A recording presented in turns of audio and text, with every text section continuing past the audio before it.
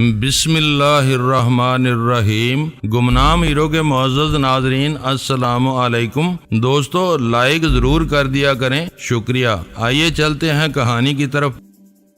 تم مفرور مجرم میری کیا مدد کر سکتے ہو؟ ارونا نے کہا، میں تمہیں کسی خطرے میں نہیں ڈالنا چاہتی۔ تم منصور کے سامنے جاؤ گے تو وہ تمہیں اسی وقت گرفتار کر کے پھانسی کے تختے پر کھڑا کرا دے گا۔ کبھی کبھی خیال آتا ہے ارونا کہ میں موت سے جو بچتا ہی چلا جا رہا ہوں، اس کا مطلب یہ ہو سکتا ہے کہ خدا مجھے کسی ایک نیکی کے لیے زندہ رکھنا چاہتا ہے۔ میں نے کہا، ہو سکتا ہے یہ میرے اپنے ہی دل کی آواز ہو۔ میں جو اس زمین پر چل پھر رہا ہوں، دراصل پھانسی کے تختے پر ٹہل رہا ہوں۔ میرا دل کہتا ہے کہ مجھے پھانسی تو چڑھنا ہی ہے، کب تک بھاگتا پھروں گا؟ کیوں نہ میں اپنی جان اس طرح دوں کہ اس سے کسی کی خوشیوں کو زندگی مل جائے۔ میں شاید تمہارے لیے ہی زندہ تھا، تمہارے لیے ہی مرنا پسند کروں گا۔ تم کہو تو میں اس ہندو لڑکی کو ہمیشہ کے لیے غائب کر دوں گا۔ اگر تمہارے دل میں منصور کی محبت نہ ہوتی تو تمہارے ایک اشارے پر میں اسے بھی صاف کر دیتا۔ ارونا گہری سوچ میں کھو گئی۔ سوچو ارونا، سوچو۔ میں نے کہا،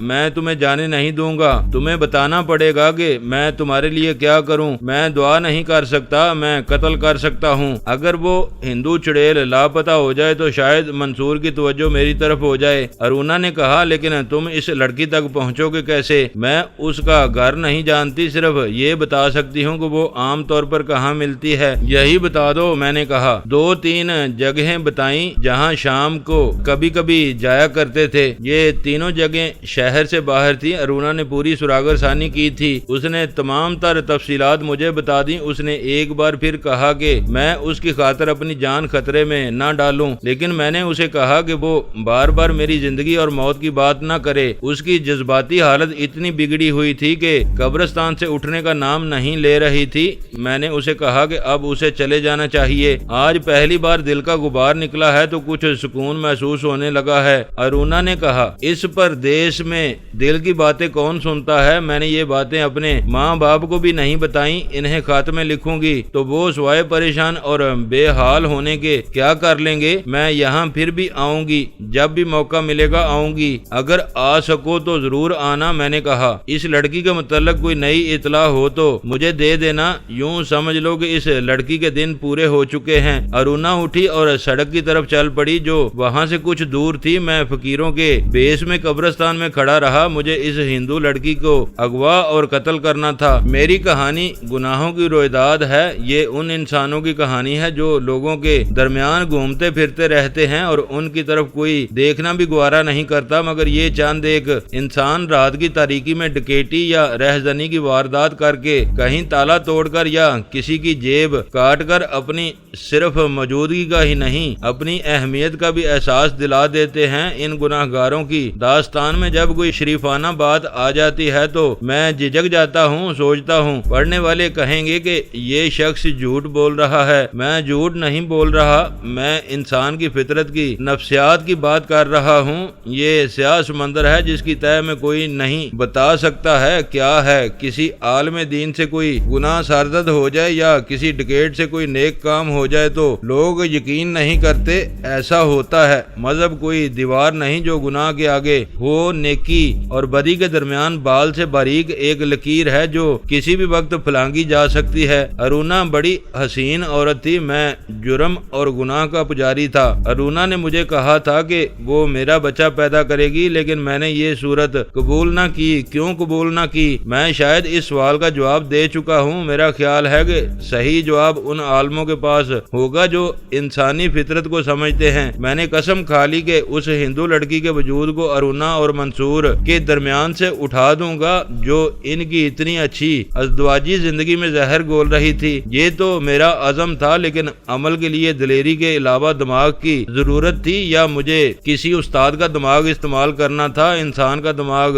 ایسے ایسے کرشمے کر دکھاتا ہے کہ خود انسان حیران رہ جاتا ہے۔ دماغ نے انسان کو ہوا میں اڑایا اور چاند پر جا اتارا ہے، اور دماغ انسان کو سمندر کی تاریک تہوں تک لے گیا ہوتا ہے۔ دماغ کا کمال سائنسدانوں کے ہاں دیکھیں یا جمال الدین جیسے استاد مجرموں کے ہاں۔ میرے لیے سب سے پہلی مشکل تو یہ تھی کہ مجھے معلوم ہی نہیں تھا کہ ارونا کہاں رہتی ہے، نہ مجھے یہ معلوم تھا کہ وہ ہندو لڑکی کہاں رہتی ہے۔ صرف یہ پتا چل جاتا کہ وہ کہاں رہتی ہے تو میں اس کے گھر جا کر اسے قتل کراتا۔ پھر میں سوچنے لگا کہ اس ہندو لڑکی کو قتل کر دینے سے منصور پر کیا اثر پڑے گا، کیا وہ پہلے کی طرح ارونا کا ہو جائے گا۔ سوچ کر میں اس امید پر بیٹھ گیا کہ ارونا پھر کبھی آئے گی تو اس سے اس ہندو لڑکی کا گھر پوچھ لوں گا۔ ارونا کو آئے 5-6 دن گزر گئے تھے، وہ کہہ گئی تھی کہ پھر آئے گی۔ ارونا تو نہ آئی، اگلے روز رانی آ گئی، پہلے کی طرح اب بھی وہ سفید برقعے میں تھی۔ وہ جمال الدین کے خاص کمرے میں جا بیٹھی اور مجھے وہاں بلایا۔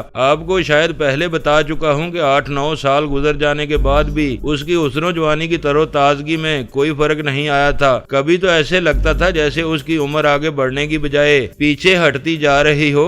اب مجھے اس کا حسن پر اسرار نظر آنے لگا تھا، بلکہ میں بات ذرا اور واضح کر دوں، مجھے اس کے حسن کی دلکشی سے ڈر آنے لگا تھا۔ اس درگاہ میں اس کے ساتھ یہ میری دوسری ملاقات تھی۔ پہلی ملاقات میں تو میں نے محسوس کیا ہی تھا کہ مجھے دیکھ کر اس کے جذبات اس کے قابو میں نہیں رہے، پھر اس کے بڑکے ہوئے جذبات مجھ پر غالب آ گئے تھے۔ لیکن اس دوسری ملاقات میں اس احساس نے میرے رونگٹے کھڑے کر دیے کہ میں عورت کی ملکیت ہوں، یا شاید ایسا ہے کہ میری روح اس کے جسم میں چلی گئی ہے اور میں ایک خالی جسم ہوں جسے رانی اشاروں پر چلا رہی ہے۔ تم اپنی صرف جسمانی طاقت سے واقف ہو خانو، اس نے ایسے لہجے میں کہا جس میں پیار تو تھا ہی، اس میں پیاس سی بھی تھی۔ اس کی آنکھیں میری آنکھوں کے رستے میرے دل تک اتر جا رہی تھیں۔ اس نے کہا تم اپنی ایک طاقت سے واقف نہیں، وہ جسمانی طاقت نہیں، یہ طاقت تمہاری آنکھوں میں ہے۔ میں نے یہ طاقت حاصل کرنے کے لیے بڑے پاپڑ بیلے ہیں۔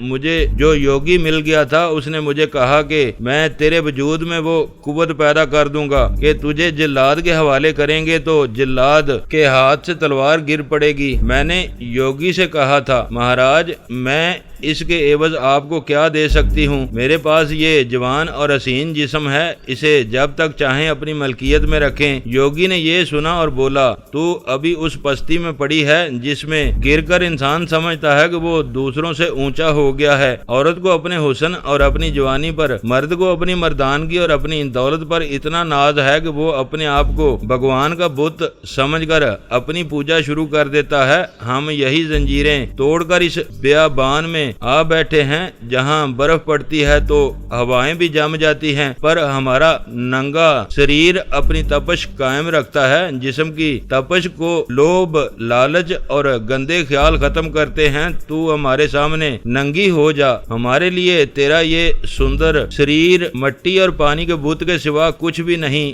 ایک روز پانی سوکھ جائے گا اور مٹی ذرا ذرا ہو کر بکھر جائے گی۔ اس نے میرا من مار دیا تھا، میرے ذہن سے اتار دیا تھا کہ میں عورت ہوں اور مجھے مرد کی ضرورت ہے۔ اس نے مجھے اور بھی بہت سے گر بتائے تھے، میں نے چلے کاٹے۔ میں نے اپنے اندر وہ قوت پیدا کرنے کے لیے جو پتھر کو موم کر دیتی ہے اپنے آپ کو بڑا ہی باریک پیسا تھا، لیکن میں نے اپنے گرو کو بتائے بغیر اس قوت کو شیطانی کاموں کے لیے حاصل کیا تھا۔ تم نے یہ قصہ کیوں چھیڑ دیا ہے رانی؟ میں نے پوچھا۔ مجھے کیا بتانے کی کوشش کر رہی ہو؟ مجھے خود بھی معلوم نہیں، اس نے کہا۔ ایسے ہی جی میں آئی تھی کہ ایسی باتیں کروں، وہ خاصی جذباتی ہو گئی، کہنے لگی میرے پاس بیٹھو، ہم صرف اس جنم میں نہیں ملے، پچھلے جنم میں بھی ہمارا ساتھ رہا ہے۔ تم کیا سوچ رہے ہو خانو؟ میں سوچ رہا ہوں کہ میں کب تک یہاں رہوں گا۔ میں نے کہا تم ہمیشہ یہیں رہو گے؟ اس نے کہا یہاں سے جانے کا خیال دماغ سے نکال دو خانو۔ تمہارے یہ آدمی کرتے کیا ہیں؟ میں نے پوچھا۔ کیا یہ جعلی پیر اور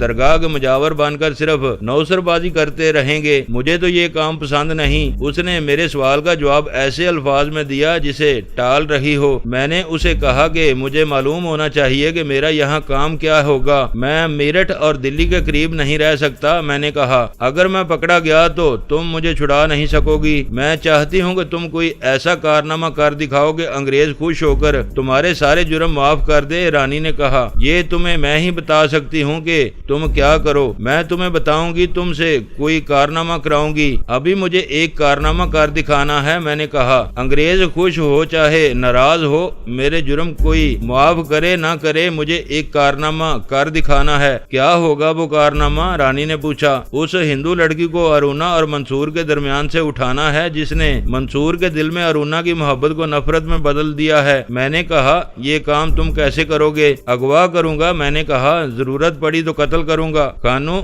रानी ने हुक्म के लहजे में कहा, क्या अरुणा तुम्हारे दिमाग से उतरी नहीं? नहीं। मैंने कहा, वो मेरे दिमाग से नहीं उतर सकती। उसे तुम्हारी वो ताकत जो तुमने योगियों से हासिल की है मेरे दिमाग से नहीं उतार सकती। मैं उसे जमीन में उतार सकती हूँ खानू। रानी ने मेरी आंखों में आंखें डालकर कहा, मत भूलोगे तुम मेरी मलकियत हो। मैं चाहूँ तो तुम्हें अपना पालतू जानवर बना सकती हूँ। उतार दो अपने दिमाग से, निकाल दो अपने दिल से इस औरत को। तुम शैतान की पुजारन हो ना रानी? मैंने कहा, तुम्हारे जहन में शैतानी सोचों के सिवा कुछ और आ ही नहीं सकता। मेरी बात गौर से सुनो। अरुणा आई थी, यहाँ आई थी? रानी ने हैरान सा होकर पूछा। इस दरगाह से एक बच्चा लेने आई थी। मैंने कहा। मैंने उसे देख लिया और उसे बुलाया। वो मुझे न पहचान सकी। मैंने उसे अपना आप अच्छी तरह दिखाया तो उसने मुझे पहचाना। उस पर जो बीती है और बीत रही है वो उसने सारी की सारी बयान की। मैंने उसे बताया कि इस मकबरे के नीचे जो दफन है वो कोई मुर्दा आदमी है। वो खुश्क हड्डियों का ढांचा है। हड्डियों के ढांचे किसी औरत की कोख में जान नहीं डाल सकते। तुमने उसे इस मकबरे की असलियत भी बता दी होगी।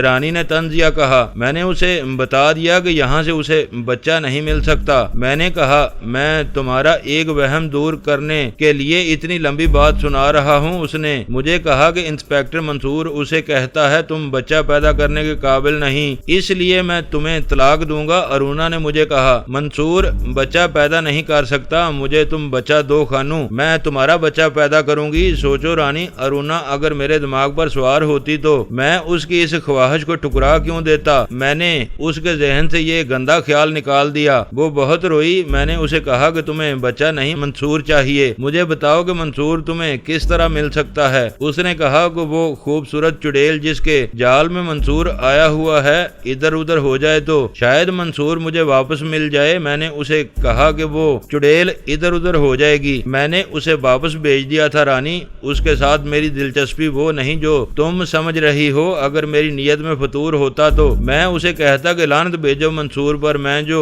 हूँ, या मैं उसे कहता कि यही दरगाह है जो तुम्हें औलाद दे सकती है, फिर मैं उसे औलाद देता। नहीं रानी, मैं उसे औलाद नहीं दूंगा, उसे उसका खामन दूंगा। कैसे? रानी ने पूछा। तुम इस हिंदू लड़की के अगवा और कत्ल की बात कर रहे हो, क्या तुम मेरी कोई मदद नहीं कर सकती? मैंने पूछा। अगर मैं उस लड़की को अगवा करूं तो एक दो दिनों के लिए तुम उसे अपने घर में छुपा लोगी। अगर इस लड़की का तलक मंसूर के साथ ना होता तो मैं खुद उसे गायब करा देती। रानी ने कहा, मुझे बहुत मोहतात रहना पड़ता है। मंसूर CID का इंस्पेक्टर है, उसके महकमे के साथ मेरा भी ताल्लुक है और मेरी एक जिंदगी खुफिया भी है। मैं मंसूर को अपने खिलाफ शक में नहीं डाल सकती, लेकिन मैंने कसम खा ली है कि इस लड़की को गायब करूंगा। मैंने कहा, तुम्हारे दिल में मेरे खिलाफ कोई शक नहीं होना चाहिए। रानी, मैंने तुम्हें पिछली मुलाकात में बताया था कि अरुणा ने किस तरह मुझे बन मंदिर से निकाला। फिर मैं और अहमद अली जेल खाने से फरार हुए तो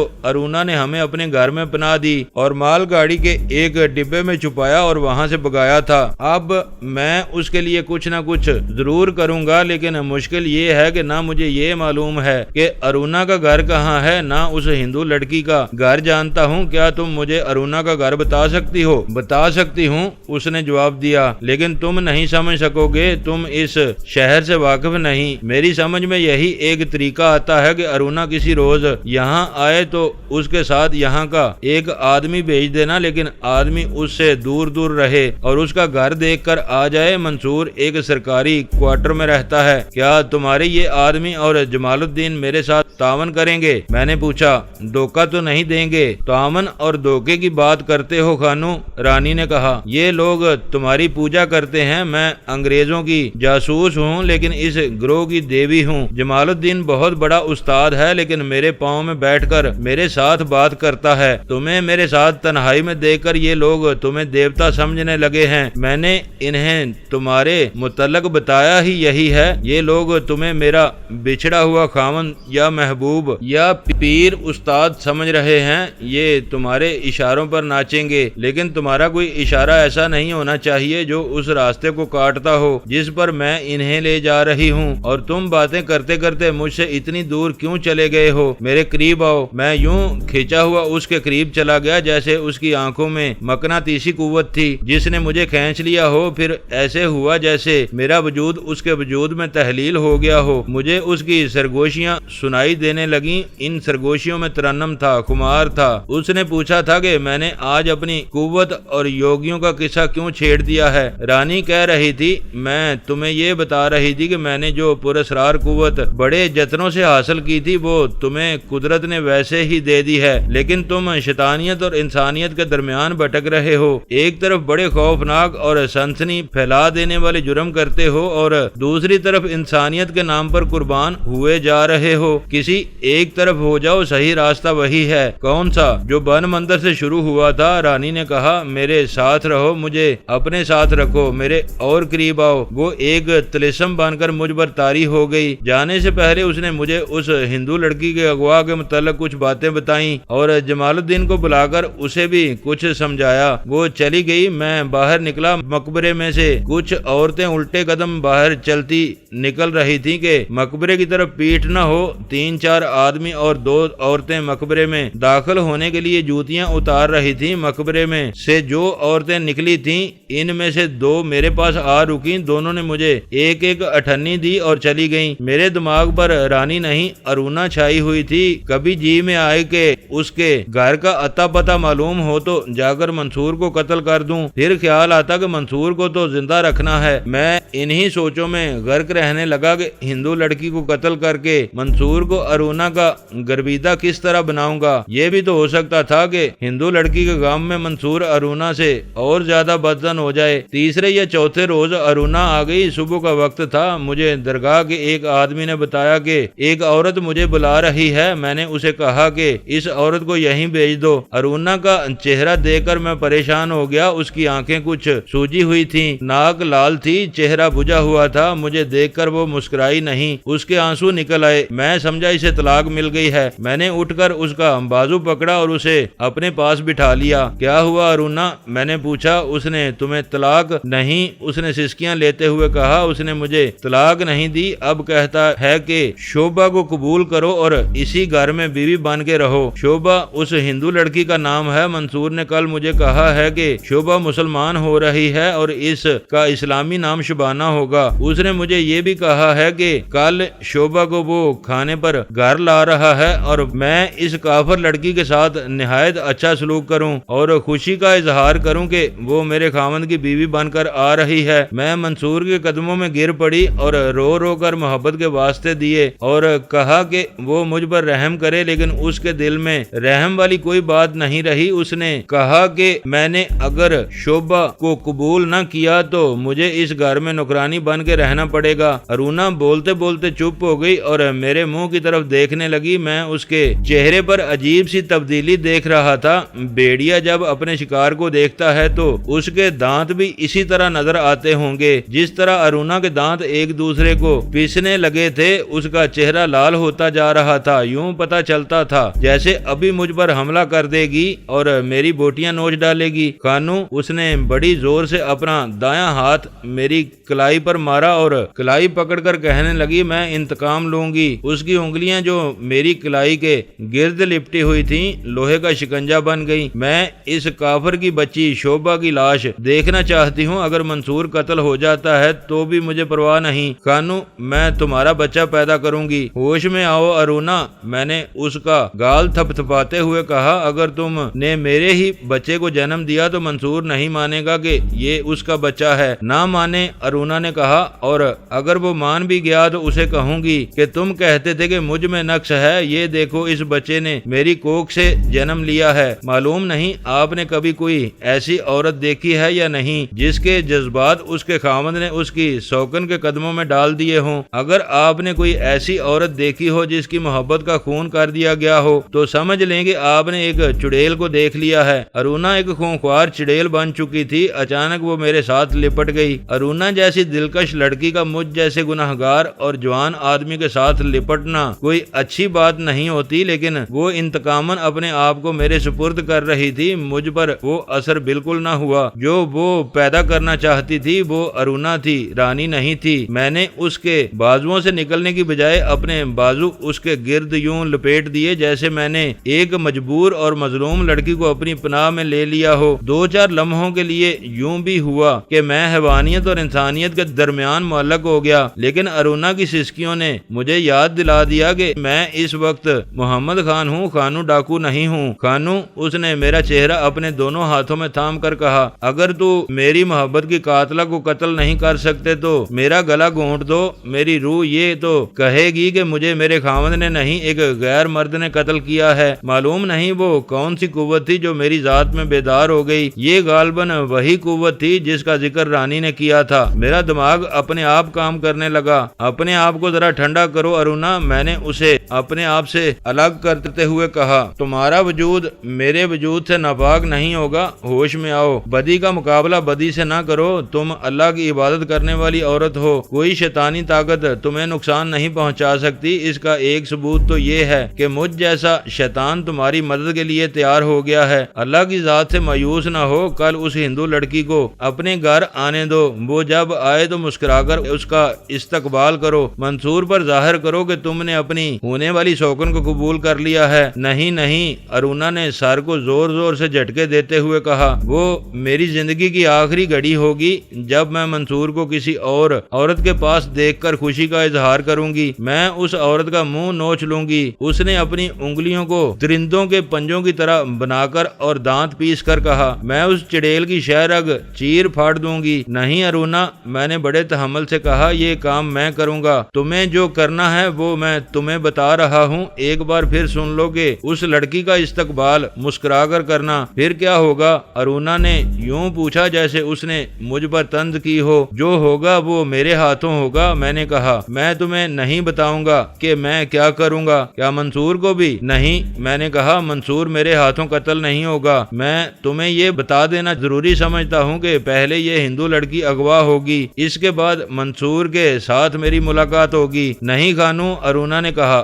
وہ تمہیں فوراً پکڑوا دے گا۔ ارونا، میں نے ہلکی سی ہنسی کے ساتھ کہا، وہ مجھے نہیں پکڑوا سکے گا کیونکہ وہ خود پکڑا ہوا ہوگا، تب میری اس کے ساتھ ملاقات ہوگی۔ بہرحال جو کچھ بھی ہو جائے تم خاموش رہنا۔ ارونا نے مجھ سے بار بار پوچھا کہ میں کیا کروں گا۔ میں نے اسے تفصیل سے نہ بتایا۔ میری اسکیم ایسی تھی جو ارونا جیسی صاف سیدھی، سادی اور مخلص عورت کو نہیں بتائی جا سکتی تھی۔ اس نے کہہ تو دیا تھا کہ منصور قتل ہو جائے تو بھی وہ پرواہ نہیں کرے گی، لیکن وہ نہیں چاہتی تھی کہ منصور کو گرم ہوا بھی لگے۔ میں نے اسے ہمدردی اور پیار کی باتوں سے مطمئن کر دیا اور اسے یقین دلا دیا کہ میں اس کا مسئلہ حل کرنے کی اس حد تک کوشش کروں گا کہ ضرورت پڑی تو اپنی جان بھی دے دوں گا۔ ارونا، میں نے عجیب سے انداز سے کہا، میں اتنا گناہگار ہوں کہ خدا کے سامنے کھڑا نہیں ہو سکتا، لیکن میں یہ بھی مانتا ہوں کہ تمہارا خدا اگر سچا ہوا تو وہ تمہاری نجات کا کوئی نہ کوئی راستہ نکال دے گا۔ اپنے خدا پر بھروسہ رکھو اور سنو، اگر میری اسکیم کامیاب ہو گئی اور منصور تمہیں واپس مل گیا تو اسے اس درگاہ کی کرامت نہ سمجھنا، یہ ایک گناہگار آدمی کی کرامت ہوگی۔ دوستو، ویڈیو کو لائک ضرور کر دیا کریں۔ ISI پاک آرمی زندہ باد، پاکستان پائندہ باد۔ معزز ناظرین، اپنا خیال رکھیے گا اور اپنے اس چینل کا بھی شکریہ۔